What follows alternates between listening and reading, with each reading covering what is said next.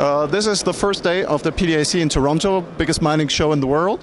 We're here with Michael Hudson from Mawson Resources. Our audience should know about them by now. They've been quite busy the last couple of months, drilling as far as I know 5,000 something meters on their Finnish gold and cobalt project, which is quite a rarity. At least I haven't heard of a project with gold and cobalt so far. So can you tell us how you're doing, what you're trying to achieve this year, and what you actually did so far? Good morning. Björn, lovely to see you. We are drilling. We're fully funded to do so. We've got 4 rigs on the ground, drilling 15 kilometres this season up until mid-April, I should say. That's when the season ends, when it gets a bit warm. We've got around 6,000 metres completed to date. You'll see that in the most recent press release. We're just about to put out our first results from the first 6 holes. Okay. Yeah, and the aims of the program were to extend resources, to build tons and grade beneath the resources that we put out only in December. So we're starting to expand those already after 6 weeks. Oh, that's very nice. Yeah. But of course, if you say we put out some results, tell us about those. What did you find there? Sure. The key result is below an area called South Polocus. We got 17 metres at 3 grams without the cobalt. No cobalt assays yet, so gold only. So often we see a kick, of course, with the cobalt coming in, but 3 grams of gold only. Immediately below the resource, about 60 metres below, and it continues in an electromagnetic plate that defines the mineralisation, and it continues below. So we saw over 180 metres of mineralised zone, so it's one of the thickest zones we've seen on the property to date, but the key result was at 17 metres. Oh, very nice. And that's what you, that's what you expected to find, really, right? When you said, last time we talked, you talked about the magnetics lighting up the ground and showing you what might be there, and now you're proving it up. Is that it? Exactly. I often say that the mineralisation lights up like a Christmas tree when we when we put electricity into the ground, the current into the ground, and it showed it extended, and we're proving the theory that it does extend. So that's at South Polocus. We put some other results out at Raya, which was the deeper area. They came back with low-grade hits, 3 metres at 2 or 3 grams over multiple zones, but we've still got more work to do there. It looks like we may need to infill some of those holes to try and find the higher grades in that area. So a work in progress at Raya.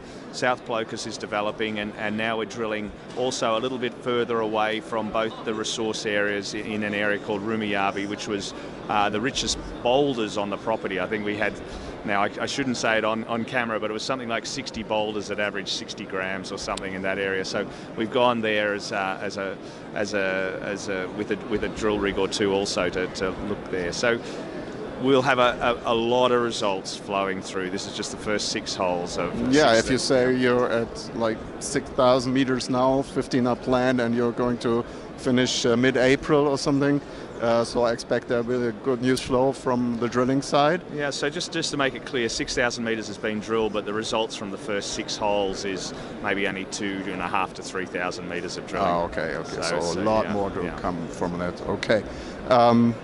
That's Finland. Which is also, perhaps you can talk about, I don't know if you can talk about that on camera, but all the merger mania going on there with the big guns. Newmont saying they take over Goldcorp, which of course has a position in Mawson. Now Barrick offering to take over Newmont. Does that have does that concern you in any way? Well, it's of course change is always, and the unknown is always can be concerning. But we're just here trying to build the project. Goldcorp have worked closely with us over the last year, and we look forward to working with that same group of people. And how that may change or not, really, I can't comment on things that are bigger and beyond my scope of the world. Okay, so we'll see how that goes. Certainly.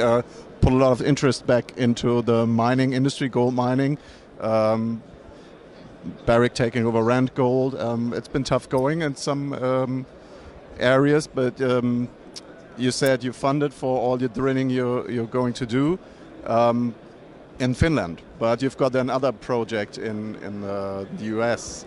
You put out some results there, but I think you clearly stated that you're looking for a partner to take that on.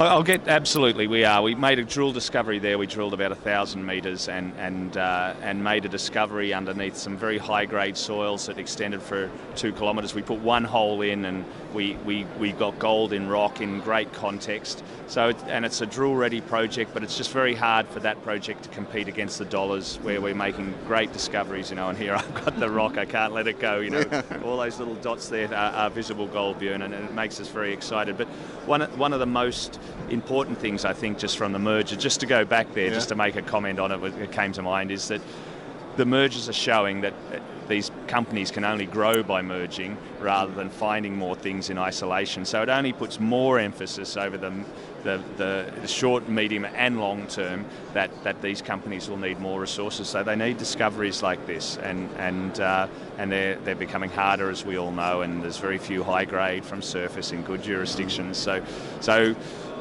that enthusiasm that we see at the top of the market is now with the mid-tier producers, but exploration is still a very sleepy part of the sector. But the market will click at some point. That's the fundamental driver for all this that's happening up the chain. Okay, thank you. I think that's a very good closing remark. We'll see how it all goes, and we'll check in later to see what you achieved in Finland. Thank you. Lovely to do it face to face, Björn.